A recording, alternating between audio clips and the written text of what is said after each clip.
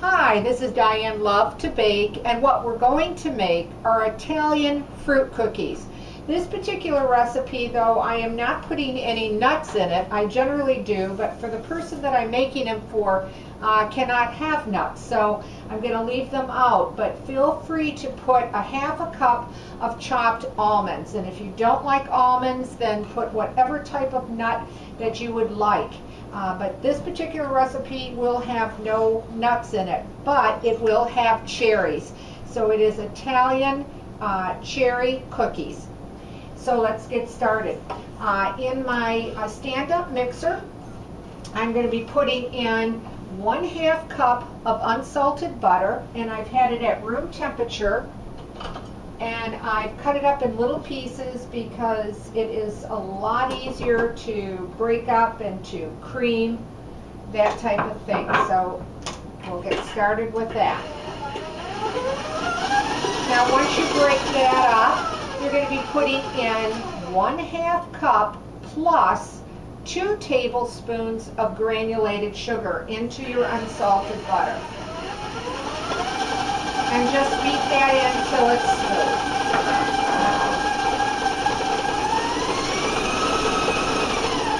You're also going to be putting in 1/2 teaspoon of vanilla. And you're going to be putting in 1/2 teaspoon of almond extract. It's 1/2 teaspoon of almond. We're also going to be putting in 1/4 teaspoon of cinnamon. So we'll get that all in there. Okay. And then we're also going to be putting in 1/4 teaspoon of salt.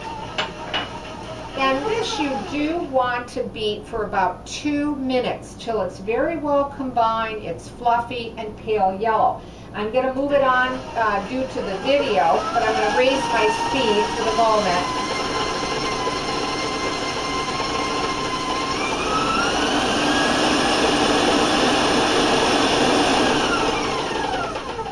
And then I just want to get to the sides a little bit and get to the bottom with my spatula, okay? But again, it is best to beat this mixture for about 2 minutes. Let's just beat it for a few more seconds here.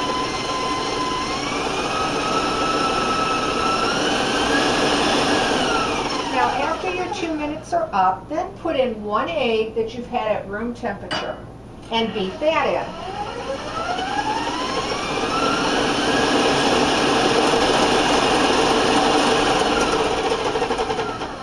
And I'm going to have to clean the sides again, that everything gets beaten in together here. Okay. And we'll put it on high.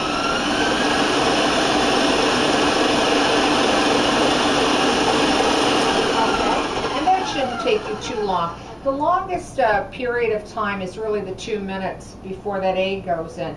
Next, we're going to put in 1 1/4 cups of all-purpose flour.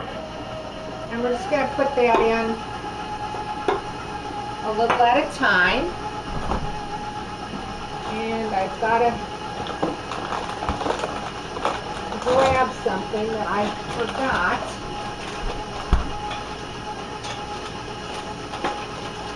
So I've just got to step out of the picture here for a second.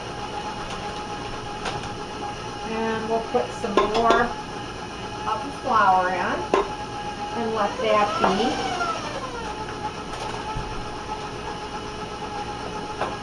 And while that's beating, I am just going to quickly chop up some dried cherries. Now you're going to need 3/4 cup of dried cherries. If you can find the tart cherries, they really work best. But if you can't find the tart, just go ahead and buy the dried the dried cherries.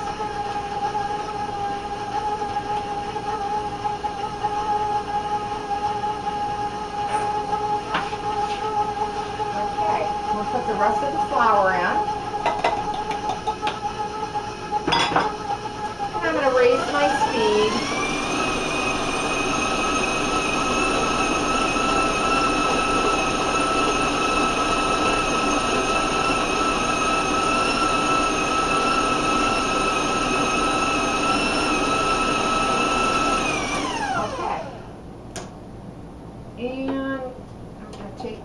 Paddle out here. I can see what direction it's in. Okay, there we go. Okay, I'm just going to get the excess off my paddle and then put that aside. Okay, and I'm going to show you what I have so far, but I just want to make sure it's all clean down the sides so you can see the cookie dough. And there you go. Okay, and then I'm going to put in the 3/4 of a cup of the chopped cherries and then just fold them in. And this is also when you would put your nuts in your almonds. Now you can beat them in if you want, but I usually just fold them in. I think it's easier. Okay, so then your cookie dough will look like this. And I don't know if you can see it or not, but these really pretty dried cherries that are in there. Now what I like to do is I put the cookie dough in the refrigerator for about an hour. I find it just easier to set up and that type of thing. So I have some that I had in the refrigerator. And I lightly sprayed my cookie sheet, okay, and then with a medium size scoop, I try to place them at least about an inch apart, 1.5 inches apart, and you're going to bake them at 350 degrees, and they're going to take anywhere from 12 to 15 minutes to bake up. So as you know, start checking them because all ovens set up so differently. The next thing that I like to do is just take a bottom of a flat glass and I dip it actually in some coarse white colored sugar. And whoops, this one is not cooperating here. Let's do another one.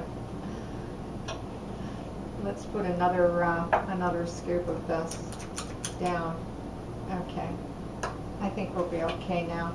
And then just press it down with the glass and the sugar. And try to press it as flat as you can. It doesn't have to be super flat, but you do want to press the cookie down because they do, when they do bake up, they do blow up. Now, if you don't mind a rounded looking cookie, then you know you don't have to press as hard, but I do find they bake up prettier and look prettier if the cookie is flatter. Okay, I'll just put one more here. You can see the really pretty cherries that are in this cookie dough rather, I should say.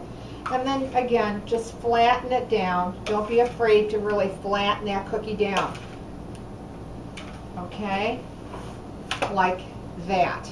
And again, it'll take 12 to 15 minutes to bake up. Now I have some to show you. Let me just rinse my hands quickly. What they look like.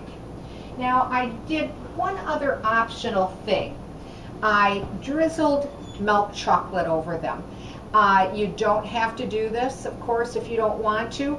If you do want to drizzle, you can just mix up some powdered sugar and milk to the consistency that you want, the thickness, and drizzle them with a white glaze over them.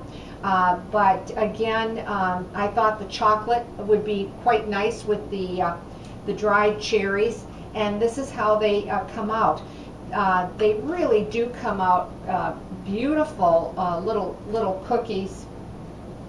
They'll have a medium golden brown on the bottom of them, so you know, look out for that. And you probably can't see it, but then you see that sugar, that white sugar glistening. It's very pretty on the cookie, and then with the glaze of the milk chocolate. And when you break into them, they're crispy on the outside, but they're a bit like a moist, a chewy cookie on the inside. So there you have it, an Italian cherry, nut if you want to put it in, almonds you can put into it, cookies. I hope you like this one, and if you do, leave a comment because I'd like to hear from you. And as always, thanks for watching, and please subscribe.